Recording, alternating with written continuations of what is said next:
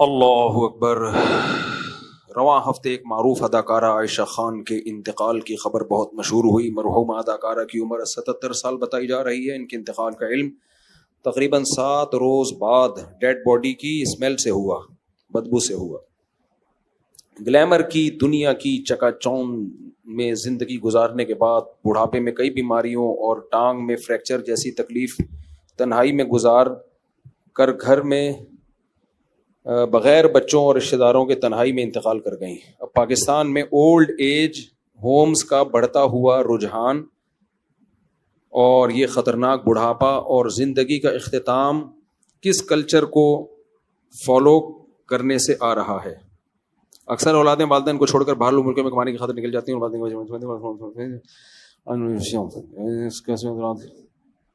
ہاں دیکھو، وہ کوئی اداکارہ تھی نا عائشہ خان، میں نے ان کے بارے میں جو نیوز پڑھی اس میں یہ بھی کہ اس نے زندگی میں اپنے بچوں کے نام اپنی جائیداد کر دی تھی، ساری پراپرٹی۔ جب سے کی ہے نا اس وقت سے بچے مارکیٹ سے شارٹ ہو گئے، اور وہ بیچاری بڑھاپے میں بلاتی تھی اور کہتی تھی کہ میں تنہا ہوں، میرے بچے مجھے نہیں پوچھتے۔ اللہ تعالیٰ جب انسان کی بصیرت کی آنکھیں اندھی کر لینا، اسے دنیا میں کوئی ہدایت نہیں دے سکتا۔ میں چیخ رہا ہوں، بار بار کہہ رہا ہوں، یورپ امریکہ سے مغربی دنیا کے اخلاق سے متاثر مت ہو۔ رنگ رلیوں پہ زمانے کی نہ جانا اے دل، یہ خزاں ہیں جو بانداز بہار آئی ہے۔ میں بولتا ہوں بھائی، مغربی دنیا برباد ہو چکی ہے، لیکن لوگ کہتے ہیں نہیں، اصل میں مفتی صاحب لوگ احساس کمتری کا شکار ہیں۔ ابھی میں نے بتایا تھا نا کہ وہاں بوڑھوں کا کیا حال ہے، خاندانی نظام تباہ ہو گیا، سب انڈیویجول لائف گزارتے ہیں، کوئی کسی کا پوچھنے والا نہیں ہے۔ تو کینیڈا سے ایک فیملی تھی، انہوں نے کمنٹس کیے، ہم تو یہاں بہت اچھے ہیں، پاکستان میں ہمارے بچے بگڑ رہے تھے، ہم تو یہاں بڑی محبت سے ٹائم گزار رہے ہیں، ایک دوسرے کا خیال ہے۔ مفتی صاحب کو پتہ نہیں کون غلط پٹیاں پڑھا دیتا ہے۔ بھائی جو مسلم فیملیز ہیں جنہوں نے مذہب پہ بچوں کو رکھا ہوا ہے، میں ان کی بات نہیں کر رہا، وہ تو محفوظ ہیں، بلکہ ہو سکتا ہے یہاں سے زیادہ اچھے ہوں وہ۔ میں نے دیکھا ہے مغربی دنیا میں جو مسلمان ہیں جنہوں نے شادی بھی کی، بچے بھی پیدا کیے اور بچوں کو دینی ماحول میں رکھا، مسجد قریب میں، تبلیغ والوں سے تعلق رکھا، وہ تو واقعی بہت مزے میں ہے۔ بات مغربی دنیا کی نہیں ہو رہی ہے، بات ہے مغربی کلچر کی۔ جو اس کلچر کو فالو کر رہا ہے نا، گورے بہت اچھے، ہمارا سیکولر طبقہ جو دیسی لبرل ہیں، یہ مولویوں کے کلچر کو اچھا سمجھتے ہیں یا انگریزوں کے؟ یہ انگریزوں کے کلچر کو، ان کا یہ انجام ہے، یہ جو عائشہ خان کے ساتھ ہوا ہے۔ سمجھ رہے ہو کہ نہیں سمجھ رہے؟ ان کا اپنے گھر میں بھی یہی انجام ہونے والا۔ ان کے نہ باپ کا پتا ہوتا ہے نہ ماں کا پتا ہوتا ہے، اللہ معاف فرمائے۔ نہ ان کی اولادیں ان کو پوچھتی ہیں، کیونکہ مذہب تو سکھایا نہیں۔ یاد رکھو، بڑھاپے میں ماں باپ کی بھرپور خدمت یہ مذہب کی موٹیویشن کے بغیر ممکن نہیں ہے۔ مذہب بہت بڑے بڑے کام کرا لیتا ہے، اس کے علاوہ نہیں ہو سکتا۔ میں مثال دیتا ہوں، رمضان کے 1 مہینے کے ہم سب روزے رکھتے ہیں، میجورٹی مسلمانوں کی رکھتی ہے۔ 1 مہینہ بھوکا پیاسا رہنا، کیا گورنمنٹ اگر لا بنائے ہم کر لیں گے؟ کلچر کی بیس پہ کر لیں گے؟ کسی سوسائٹی میں کلچر ہے جی 1 مہینہ بھوکا پیاسا رہنے کا، کلچر کو انسان اتنا باپ نہیں بناتا، صحیح ہے نا؟ 1 مہینہ بھوکا پیاسا رہنا، یہ اللہ کو لے کر آئیں گے نا اپنی سوسائٹی میں، اور اللہ کہے گا 1 مہینہ روزے رکھو، انسان جان بھی دے دیتا ہے، روزہ تو دور کی بات۔ جو لوگ اپنے دین کی خاطر جان دے دیتے ہیں، یہ مذہب کی موٹیویشن ہے۔ تو بوڑھے ماں باپ کو رکھنا، سنبھالنا، ان کی کڑوی کسیلی برداشت کرنا، ان کو ٹائم دینا کہ ان کو رینٹ پہ بندہ نہ بلانا پڑے۔ ہم ہیں، ہم آپ کو پوچھیں گے، عید آپ کے گھر ہوگی، بقرعید آپ کے گھر ہوگی، آپ کی بیماری کا خرچہ میرے ذمے، پراپرٹی بیچ کے آپ کا علاج کروں گا، سب سے پہلے آپ، باقی سب بعد میں۔ یہ مذہب کی اور اللہ کی موٹیویشن کے بغیر، اللہ کو اپنے گھر میں، سوسائٹی میں ان کی بغیر یہ ممکن نہیں ہے۔ کچھ بھی کر لو، گورے نے اللہ کو نکالا مارکیٹ سے، اپنی سوسائٹی سے، نتیجہ کیا نکلا؟ ویسے اخلاق دیکھو، thank you, nice to meet you, صبح شام ہمیں کہتے ہیں کم بخت بد اخلاق ہوتے ہیں، بدتمیز ہوتے ہیں، تو چند اخلاق تو آ گئے ظاہری طور پر، حشر کیا ہوا ہے سوسائٹی کا یار, ماں تک کو نہیں پوچھتے. اچھا یہ بات بھی بہت لوگوں کو بری لگتی ہے, نہیں ہم نے تو یہاں انگریز کو دیکھا ہے اپنی ماں کی بڑی کیئر کرتا ہے. بھائی صاحب وہ کیئر میں اور ہماری کیئر میں زمین آسمان کا فرق ہے. یہ ایسا ہی ہے جیسے انگریز اپنی بیوی کی بڑی کیئر کرتے ہیں. کتنا کرتے ہیں, لڑتے نہیں ہیں, تھپڑ نہیں مارتے.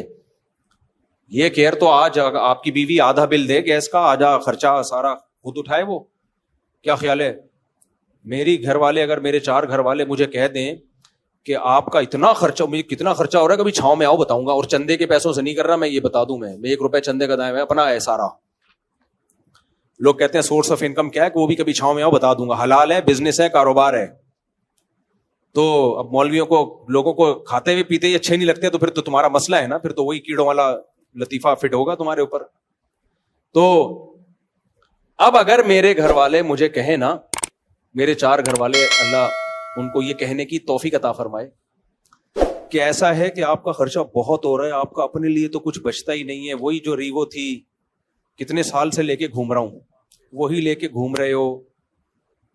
19 کی رپورٹ تھی, اب الحمدللہ 19 ہو گئے. ان کا اسکول, گیس, ان کے بیماریاں, گیس سے مراد پیٹ کی گیس بھی کسی کو ہوگی تو اس کا بل بھی ہم بھرتے ہیں, یعنی بچہ اگر بیمار ہوگا تو ایکچولی ایسا ہے کہ ہمیں پتہ چلا آپ کا خرچہ بہت ہو رہا ہے, تو آدھا اب ہم کریں گے, آدھا آپ. میرے تو اخلاق ہی اخلاق ہوں گے اس دن کے بعد. میں گھر میں جاؤں گا, nice to meet you, nice to meet. تو یہ فری پھوکٹ کے اخلاق تو ہیں, وہ تو بہت اچھا ہے, گورے میں ہوتے ہیں. تو یہ والے اخلاق, لوگ کہتے ہیں گورا اپنی بیوی کے ساتھ بہت اچھا ہوتا ہے, تو ہوگا نا اچھا, اس کو کیا, اس سے اس کی رسپانسبلٹی کیا ہے, کوئی دھیلے کی ذمہ داری اس کے کندھوں پہ نہیں ہے, تو اچھا ہی ہوگا. اور کیا ہوگا, عورت بھی اپنے شوہر سے اچھی ہوگی, کیونکہ دھیلے کی کوئی رسپانسبلٹی عورت پر شوہر کی ہے ہی نہیں. بوائے فرینڈ بنانے تک جب پابندی نہیں ہے تو ایسا ہسبینڈ تو سب کو پسند ہوگا میرے بھائی. نہیں آئی, آپ گورے کی بیوی ہو, فرض کرو آپ کا ہسبینڈ آگے, کوئی بھی نیلسن یا مائیکل ملنے کے لیے آ گیا, آپ کے ہسبینڈ کچھ کہہ ہی نہیں سکتا آپ کو. تھوڑا سا اس کو فیل تو ہوگا کہ یہ غلط ہو رہا ہے, لیکن کچھ بھی نہیں کر سکتا, نہ تھپڑ مار سکتا ہے, نہ گالی دے سکتا ہے, کیونکہ اس نے یونیورسٹیوں میں پڑھا ہے, نفسیاتی ڈاکٹروں نے بھی ان کو بتایا ہوا ہے, سائیکولوجسٹ نے بتایا ہوا ہے کہ انسان اپنے اخلاق سے پہچانا جاتا ہے.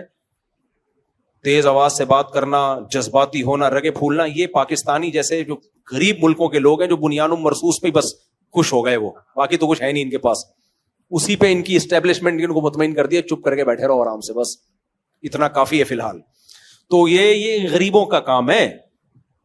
تو انگریز کیا کرتا ہے, وہ اس کو پتا چل جائے بیگم نیلسن کے ساتھ گھوم رہی ہے, صحیح ہے, تو نہ وہ ڈانٹ سکتا ہے نہ وہ مار سکتا ہے, کیس ہو جاتا ہے. تو بیگم تو پھر اچھی ہوگی میرے بھائی.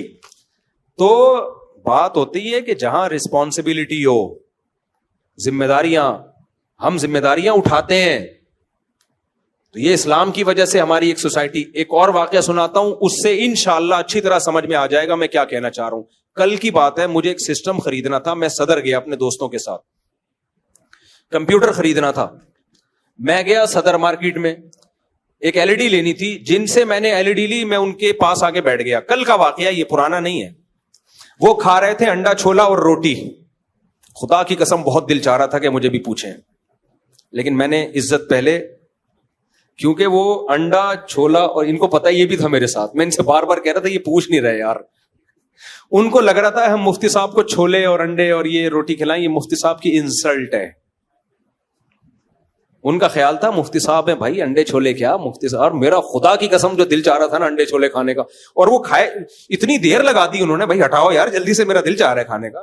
یہ تو اب میں راز فاش کر رہا ہوں, ورنہ ان کے سامنے تو عزت سے بیٹھا. وہ کہہ رہے تھے کچھ کھانا ہے, میں نے کہا نہیں کچھ موڈ نہیں, لیکن مجھے بھوک لگ رہی تھی اور میرا انڈے چھولے, ان کو پتا ہے میں پہلے کہہ رہا تھا یار کوئی دکان دیکھو یا کوئی چھولے کی دکان ہو, تو وہ تو تھی نہیں, وہاں گئے تو وہ وہی کھا رہے تھے. خیر اب ان کو پتا چلے گا تو افسوس ہوگا, اب کیا فائدہ یار, اب کیا فائدہ. خیر تو اب گھنٹہ مجھے لگا کہ یار یہ ختم ہی نہیں کر رہے. میں ساتھ میں بیٹھا ہوا ہوں, چائے کا پوچھ رہے ہیں, یا تو پوچھیں یا کھا کے ختم کریں. اب وہ اتنی دیر ہو گئی تو میں نے کہا آپ ماشاءاللہ, پھر میں نے ویسے ہی پوچھا, میں نے کہا انکل ماشاءاللہ آپ 1 گھنٹے سے میں دیکھ رہا ہوں آپ انڈے چھولے کھا رہے ہیں, بہت اسپیڈ سلو ہے آپ کی کھانے میں. میرا خیال تھا آپ پوچھیں گے, لیکن خیر مذاق کر رہا ہوں, وہ دکان والے کہیں سیریس نہ ہو جائیں. تو انہوں نے کیا کیا, انہوں نے کہا کہ یہ میرا معذور بیٹا ہے, یہ بہت آہستہ ہے. وہ اصل میں اس معذور کو کھلا رہے تھے, معذور بیٹے کو, ایک بیٹا معذور تھا اس کو کھلا رہے تھے. تو 1.5 گھنٹہ تو لگا ہوگا, اور اس وقت تک بھی بہت چھوٹے نوالے بنا کے وہ کافی دیر تک چباتا رہتا, اس کو چباتا رہتا. پھر وہ نکلتا, معذور تھا بیچارہ ذہنی. اچھا, دکان میں جو ان کے دوسرے بھائی تھے وہ مجھے کہنے لگے مفتی صاحب یہ ہمارا اکلوتا معذور بھائی ہے, ہم سب ماشاءاللہ بھائی ہیں, یہ ایک معذور ہے تو ہم اس کو بھی دکان پہ اپنے ساتھ لے آتے ہیں, اس کو ہم ہر وقت اپنے ساتھ رکھتے ہیں. باپ خدمت کر رہا ہے بیٹے کی, 1 گھنٹے سے اس کو نوالے بنا بنا کے کھلا رہا ہے. بھائی اس معذور بھائی کو ساتھ رکھ رہے ہیں کہ تھوڑا لوگوں میں بیٹھے گا, ہو سکتا ہے کچھ دماغی لیول اس کا ٹھیک ہو جائے. میں نے ان سے اسی وقت کہا, میں نے کہا خدا کی قسم یہ ظرف انگریز کے پاس بولو نہیں ہے, حالانکہ یہ کوئی بہت مذہبی گھرانہ بھی نہیں ہے. میں نے کہا میں نے باہر ملکوں میں بھی سفر کیا, وہاں معذور کے ساتھ پتہ ہے کیا ہوتا ہے, گورنمنٹ بہت اچھا سلوک کرتی ہے. جیسے ہی آپ کا بھائی بہن کوئی معذور ہے آپ گورنمنٹ سے رابطہ کرتے ہیں, بھائی کوئی انتظام کرو, وہ کوئی ملازم رکھتے ہیں. وہ اسی لیے رکھتے ہیں, ان کو پتا ہوتا ہے کہ یہاں مسلمان ہوں, خاندانی لوگ ہوں, وہ ایک الگ بات ہے. نارملی کوئی نہیں یہ پھٹیک پالتا, بھائی اولڈ ہاؤس میں جمع کراؤ, معذور خانے میں جمع کراؤ, یہاں ہی رکھنا ہے تو گورنمنٹ سے بندہ لو. گورنمنٹ کا بندہ پھر وہ بڑی ایکوریسی سے کام, اس کو تنخواہ ملتی ہے, 12 گھنٹے میں شفٹیں چینج ہوتی ہیں. یہ کیوں ہے وہاں کی گورنمنٹ اتنی اچھی؟ ضرورت ایجاد کی ماں ہے, ان کو پتا ہے کہ گورنمنٹ ان معذوروں کا خیال نہیں کرے گی, ان کا اتنا ظرف نہیں ہے کہ یہ معذوروں کا خیال کریں. ایک تو بہن بھائیوں کی تعداد بہت تھوڑی ہوتی ہے, یہاں تو 4-5 بھائی اور ابا مل کے پال رہے ہیں ایک معذور کو. ایک ہی بھائی ہوگا تو وہ تو ساری رسپانسبلٹی اس کی ہوگی, کھلائے گا بھی وہ, دکان بھی وہی چلائے گا. تو فیملی بھی ہمارے یہاں بڑی ہوتی ہے, مل کے پال لیتی ہے, جذبہ بھی ہے کھلانے پلانے کا. لوگ کہتے ہیں یہ ٹیکس چور ہیں پاکستانی, اور باہر ملکوں میں انگریز ٹیکس ٹائم پہ دیتا ہے. بھائی ہم ٹیکس چور اس وجہ سے نہیں ہے کہ ہم لالچی ہیں. اگر ہم لالچی ہوتے بقرعید پہ کروڑوں اربوں روپے کی قربانیاں نہ کر رہے ہوتے, کروڑوں اربوں روپے کی زکاتیں نہ نکال رہے ہوتے. حالانکہ وہاں تو کوئی پنشمنٹ بھی نہیں ہے, آپ اگر زکات نہ دو کوئی پوچھنے والا ہے آپ سے. تو اس کا مطلب ایسا نہیں ہے کہ ہم جو ہے وہ لالچی ہیں, کنجوس ہیں, غلط کرتے ہیں ٹیکس نہ دے کے, برا کرتے ہیں, دینا چاہیے ٹیکس, لیکن اس نہ دینے کی وجہ کوئی اور ہے, کنجوسی نہیں ہے. کنجوس ہوتے تو اپنے ماں باپ کو نہ کھلاتے, ایک آدمی بیوی بچوں کا خرچہ نہ اٹھاتا. ایک بھائیوں کو میں دیکھتا ہوں, بہنوں کو بھی خرچہ اٹھا رہا ہے, ماں باپ کا بھی خرچہ اٹھا رہا ہے, کما کے بھیج رہا ہے, آدھا ہو گیا وہ. یہ کنجوس لوگ تھوڑی ایسا کرتے ہیں. تو اب آپ کو سمجھ میں آیا کہ مذہب ہے نا سوسائٹی میں تو معذور کو پال رہے ہیں. میں نے ان کے والد کو اور حوصلہ دلایا, میں نے کہا یہ آپ کی جنت ہے, یہ بیٹا کیا ہے آپ کی جنت ہے, کیونکہ اس کو صرف اللہ کے لیے پال رہے ہو, باقیوں سے تو امیدیں کما کے دیں گے. یہ کس کے لیے بھائی؟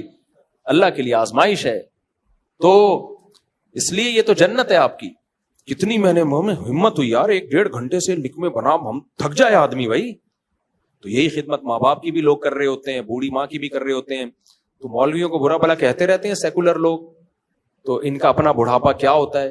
اور یہ جو سیلیبریٹیز ہیں نا, جو فنکار, اداکار, گلوکار, ان سے تو عبرت حاصل کرو میرے بھائی, پناہ ماں.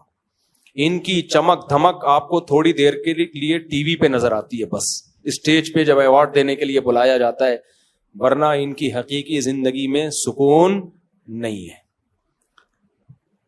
اور جو فنکار اداکار ہوتے ہیں ان کو تو آگے بڑھاپا نظر آ رہا ہوتا ہے. ان کی عزت ہے فٹنس کی بیس پہ,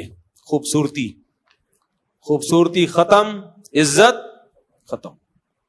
ہاں ایوارڈ میں کوئی بلایا جائے ایوارڈ دینے کے لیے کہ آپ نے بڑی اچھی, تھوڑی دیر کی ہوتی ہے عزت, ورنہ جو اس فیلڈ کے لوگ ہیں نا, ہمارا ان سے بھی ریلیشن ہے, وہ بتاتے ہیں کہ اس فیلڈ کا بڑھاپا بہت خطرناک, ترستے ہیں عزت کو. تو یہ جو اس فنکارہ کے ساتھ ہوا, مسلمان تھی, اللہ مغفرت کرے, ان کی اولاد کو اللہ ہدایت دے, لیکن یہی وہ عیب ہے اور یہی وہ کلچر ہے جو ہم باہر کی دنیا سے لے رہے ہیں. دیکھو آخری بات, بس 2 جملوں میں اپنی بات کو ختم کرتا ہوں. لوگ مجھے کہتے ہیں مفتی صاحب شادیوں پہ بہت بیان کرتے ہیں, شادیوں پہ بہت, ہر تھوڑی دیر میں شادی پہ آ جاتے ہیں, بچے پیدا کرو, کوئی اور کام نہیں ہے آپ کا. دیکھو علامہ ابن تیمیہ رحمہ اللہ کا قول ہے, کہ اگر تمہیں سمجھ میں نہ آ رہا ہو نا تمہارا سب سے بڑا دشمن کون ہے, تو اپنے دشمن کے تیروں کا تمہارا سب سے بڑا دوست کون ہے, تو اپنے دشمن کے تیروں کا رخ دیکھ لو کس کی طرف ہے. تمہارا دشمن کا جو سب سے بڑا دشمن ہے وہی تمہارا سب سے بڑا دوست ہے.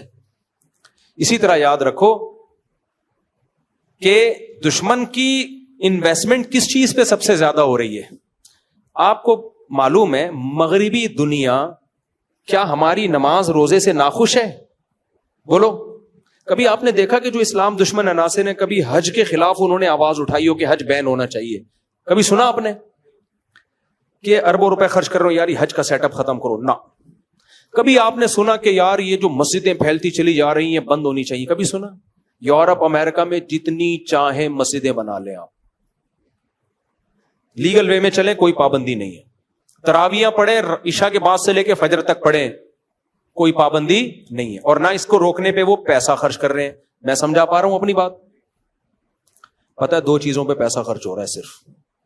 اسلام کے خلاف نہیں ہے وہ لوگ, اسلام کی 2 چیزوں کے خلاف ہیں, اسلام کے خلاف نہیں. اور یہ 2 چیزیں اگر ان کو اسلام کے علاوہ کہیں اور نظر آئے تو اس کے بھی خلاف ہیں. پھر وہ اگر یہ ہندو میں ہوں گی وہ اس کے بھی خلاف ہوں گے. 2 چیزوں کے خلاف ہے. نمبر 1 وہ کہتے ہیں یہ جو بینکاری ہے نا سودی ہونی چاہیے. اسلام کا جو انویسٹمنٹ کا اور انکم کا جو سسٹم ہے نا یہ اسلام کا نہیں ہونا چاہیے, کیونکہ اسلام نے سود پہ پابندی لگائی, اس سے دولت چند ہاتھوں میں مرتکز ہوتی ہے. حضرت مفتی تقی عثمانی صاحب پر جو امریکہ میں پابندی لگی ہے وہ پتہ ہے کس بیس پہ لگی ہے؟ اسلامک بینکنگ کی بیس پہ. یہودیوں نے بولا کہ یہ اسلامک بینکنگ کو پروموٹ کر رہے ہیں, اس سے ہماری دکان بیٹھ جائے گی. اور مجھے افسوس ہوتا ہے جب میں مفتی تقی عثمانی صاحب کے خلاف کلپ دیکھتا ہوں نا کہ معاذ اللہ سود خور ہیں یہ, انہوں نے سود پہ حلال کا لیبل لگا کے کھا گئے. یہودی سے جا کے پوچھو مفتی تقی صاحب نے یہودیوں کو کتنا نقصان پہنچایا ہے.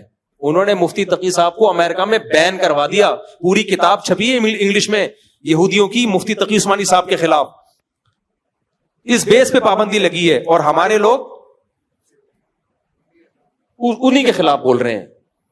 تو دوسری چیز جس پہ اس سے بھی زیادہ پیسہ خرچ ہوتا ہے, پہلا وہ چاہتے ہیں اکنامکلی جو اکنامکس ہے نا, جو معیشت ہے وہ ان کے اصولوں پہ چلے, وہ اسلامی اصولوں پہ نہیں. کیونکہ اسلامی اصولوں پہ چلے گی دولت کی تقسیم منصفانہ ہو جائے گی. ایک مثال دیتا ہوں میں. اسلام کہتا ہے آپ نے 1 کروڑ روپے انویسٹ کیے, اسے جو پروفٹ ہوگا پرسنٹیج کے حساب سے تقسیم ہوگا, اور نقصان ہوا تو انویسٹر کا نقصان ہوگا. یہی ہے کہ نہیں ہے؟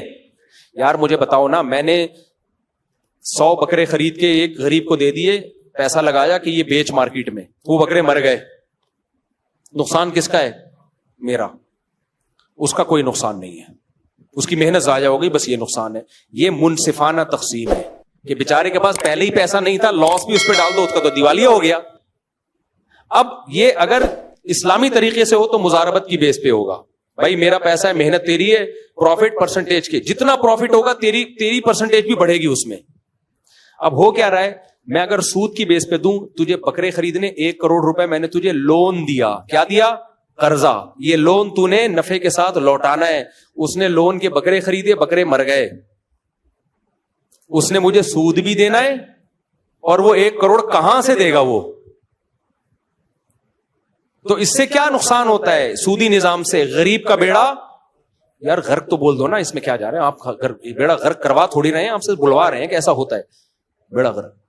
تو کبھی بھی تبھی آپ دیکھو یہ تاجر لوگ ہم سے زیادہ تر تاجر نماز کے مسئلے پوچھیں گے, زکوٰۃ کے مسئلے پوچھیں گے, قربانی کے پوچھیں گے, تجارت کے بہت کم پوچھتے ہیں.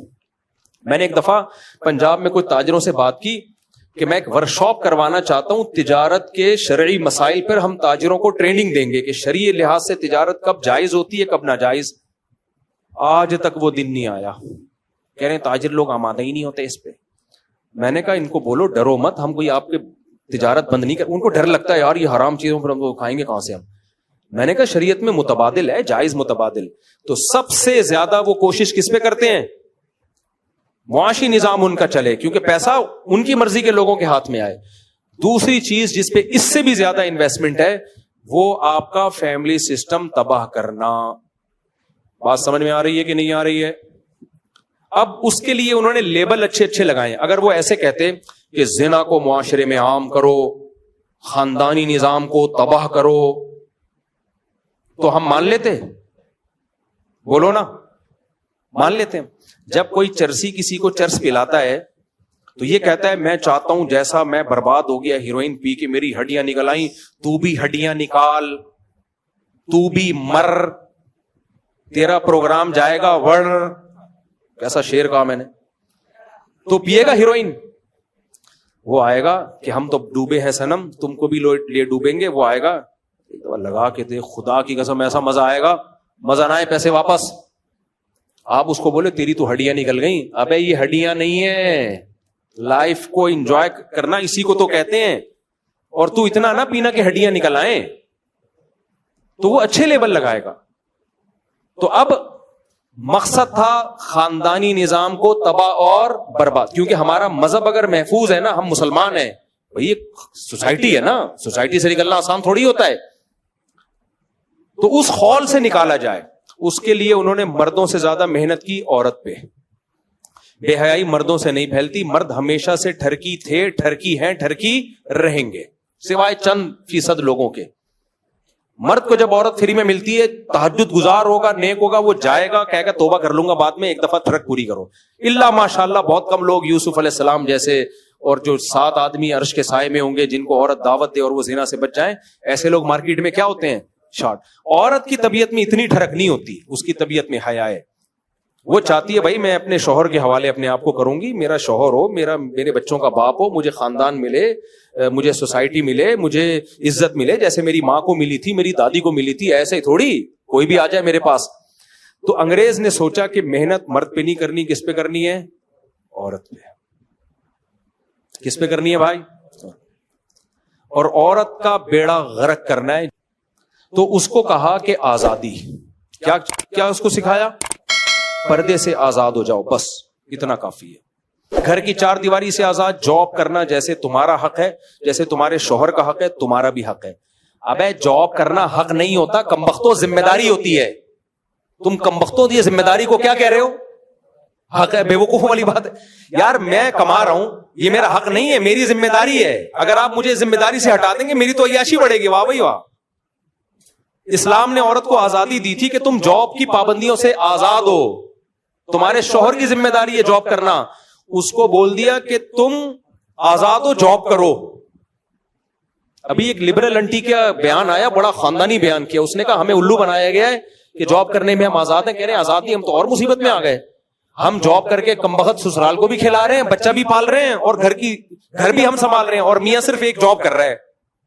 ہمارا تو بیڑا غرق ہو گیا. تو عورت کو آزاد کیا, شوہر سے آزاد, بھائی سے آزاد, باپ سے آزاد. اس کو دفتر میں جا کے باس کا غلام بنا دیا, جہازوں میں ایئر ہوسٹس کو کمپنیوں کا غلام بنا دیا. مجھے سب سے زیادہ ترس ایئر ہوسٹس پہ آتا ہے. کل میں ایک ویڈیو دیکھ رہا تھا, میں نے گھر والوں کو کہا, وہ ہم جہازوں کی ویڈیو دیکھنے کا مجھے بڑا شوق ہے کہ جو ہوتے ہیں نا جہاز کریش کیسے ہوئے یا کیسے بنتے ہیں. تو میں نے کہا یہ ہم جاتے ہیں نا کبھی لمبے روٹ پہ, امریکہ جا رہے ہیں تو 18-20 گھنٹوں کی فلائٹیں ہو جاتی ہیں. اس میں ایئر ہوسٹس کی ڈیوٹی 6 گھنٹے 8 گھنٹے 8 گھنٹے تک اس کی پیشانی پر لکیر آنے پر گورنمنٹ کی طرف سے پابندی ہے. نہیں آئی میرا خیال ہے بات, اس پر پابندی ہے کہ 8 گھنٹے میں ایک دفعہ آپ کی پیشانی پر, یہ نہیں آپ اس کو 100 دفعہ بٹن دباؤ نا, یہ چاہیے وہ چاہیے, یہ نہیں, یوں نہیں ہوگا, ایسے نہیں, وہ ایسے ہی.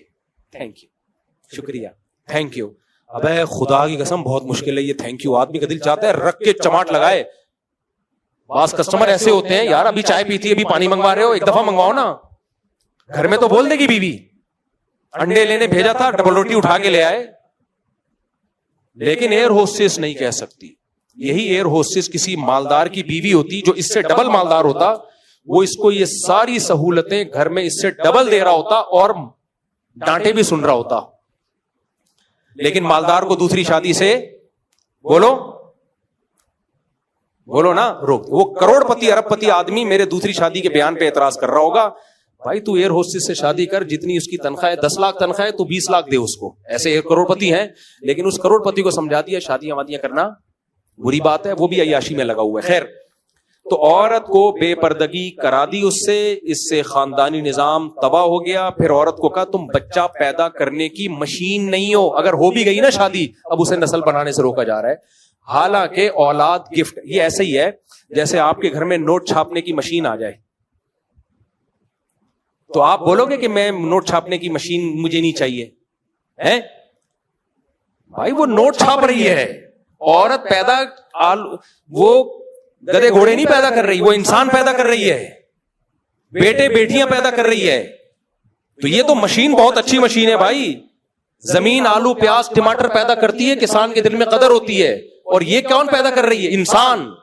کوئی سائنٹسٹ بنے گا, کوئی فوج میں جائے گا, کوئی تاجر بنے گا, یہ انسانوں کو پیدا کر رہی ہے.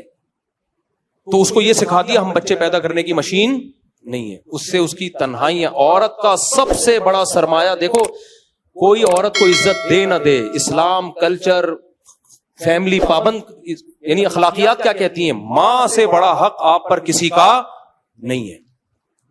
تو اس کو ماں کے حق سے ہی محروم کر دیا. بیوی کو وہ عزت تھوڑی ملتی ہے جو اولاد کی طرف سے ماں کو ملتی ہے. بہن کو وہ عزت تھوڑی ملتی ہے جو اولاد کی طرف سے ماں کو ملتی ہے. ایئر ہوسٹس کو خدا کی قسم کمپنی کی طرف سے وہ عزت مل نہیں سکتی جو بیٹے کو, جو ماں کو کس کی طرف سے ملتی ہے, بیٹے بیٹیوں کی طرف سے ملتی ہے. اللہ نے حکم دے دیا نماز پڑھتے ہوئے پکارے, نماز توڑ کے جواب دو. باس کے بارے میں تھوڑی حکم دیا ہے. عورت کا سب سے بڑا سکون, سرمایہ, سہارا وہ کیا تھا؟ اولاد. اسے پٹیاں پڑھا دی, تم بچے پیدا کرنے کی مشین نہیں ہو. یہ ایسے ہی ہے جیسے میں مردوں کو اپاہج بنانا چاہ رہا ہوں, اور میں چاہ رہا ہوں کہ یہ بیویوں کو کما کے نہ کھلائیں اور بیڑا غرق کر دیں خاندانی نظام کا. تو اس کا طریقہ کیا ہوگا؟ میں مرد کو بولوں گا تو کوئی کمانے کی مشین تھوڑی ہے جو روزانہ بیوی کو برگر کھلاتا ہے. کیا خیال ہے بھائی؟ ایک آدمی روزانہ انڈے بھی لے کر آ رہا ہے, دہی بھی لے کر آ رہا ہے. وہ آدمی سے مراد میں ہوں, یعنی آپ لوگ بھی ہیں. روزانہ انڈے لا رہا ہے, دہی لا رہا ہے. میں تو یہی کام کر رہا ہوتا ہوں. میں لوگ کہتا ہوں, میں جہاں نکلتا ہوں لوگ سیلفیاں اور مفتی صاحب اسٹائل سے جا رہے ہیں, ایسی آ رہی ہوتی ویڈیوز, حالانکہ میں دہی لینے جا رہا ہوتا ہوں. اگر پتہ چل جائے نا ایسے اسٹائل جیسے میں غزہ فتح کرنے جا رہا ہوں, یہ میرے اسٹائل آ رہے ہوتے, میں گھر میں بتاتا ہوں میں دہی لینے جا رہا تھا اور دیکھو اسٹائل کیا مارا ہے لوگوں نے. تو اب میں بتاؤ, میں دہی لینے جا رہا ہوں, میں ٹماٹر لینے جا رہا ہوں, کوئی بندہ آئے میرے پاس, مفتی صاحب تم اپنے گھر والوں سے بولو جاب کریں, آپ انڈے لانے کی مشین نہیں ہو, روزانہ ڈبل روٹی لانے کی مشین نہیں ہو.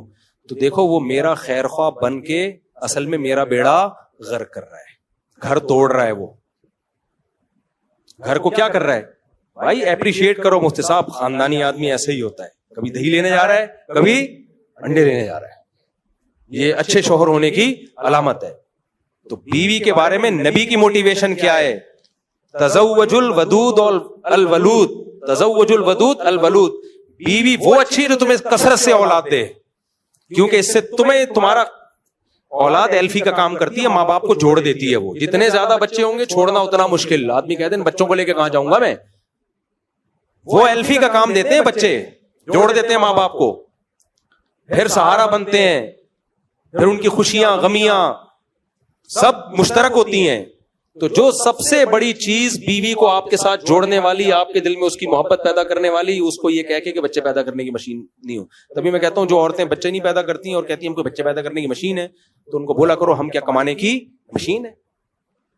تو مشین کوئی نہیں ہوتا, ایک اللہ نے اولاد دی ہے, یہ نعمت ہے. تو بس خلاصہ یہی نکلا, اٹھا کر پھینک دو باہر گلی میں, نئی تہذیب کے انڈے ہیں گندے. تو یہ ان کا سب سے زیادہ فوکس اس پر ہے کہ خاندانی نظام کو تباہ کیا جائے. تبھی وہ کہتے ہیں شادی مت کرو, گرل فرینڈ بناؤ. نمبر 2 کرنا ہے تو دیر سے کرو, اور دیر سے بھی 1 کرو, اور بچے بھی 1 یا 2. میں بالکل اس کے الٹ چل رہا ہوں. جلدی کرو, شادیاں بھی زیادہ کرو, بچے بھی تباہ کے پیدا کرو, ایسی کی تیسی. چاہو تمہاری یہ جذبہ جب تک نہیں ہوگا مزہ نہیں آئے گا.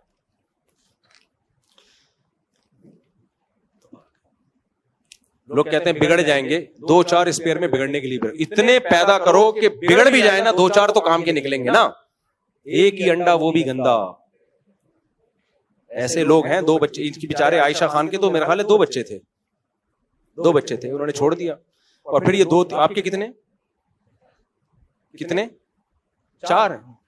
میرے سامنے ادھر کنارے پہ بیٹھا کریں, بیان میں کنارے پہ بیٹھا, بہت غصہ.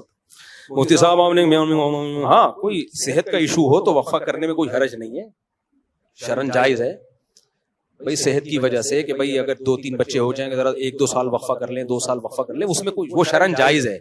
ہم وقفے کے خلاف نہیں ہیں, ہم اس وقفے کے خلاف ہیں نسل کم کرنے کے لیے ہو, یہ وقفہ بڑھانے کے لیے کہ صحت ٹھیک رہے گی تو چلتا رہے گا یہ سلسلہ.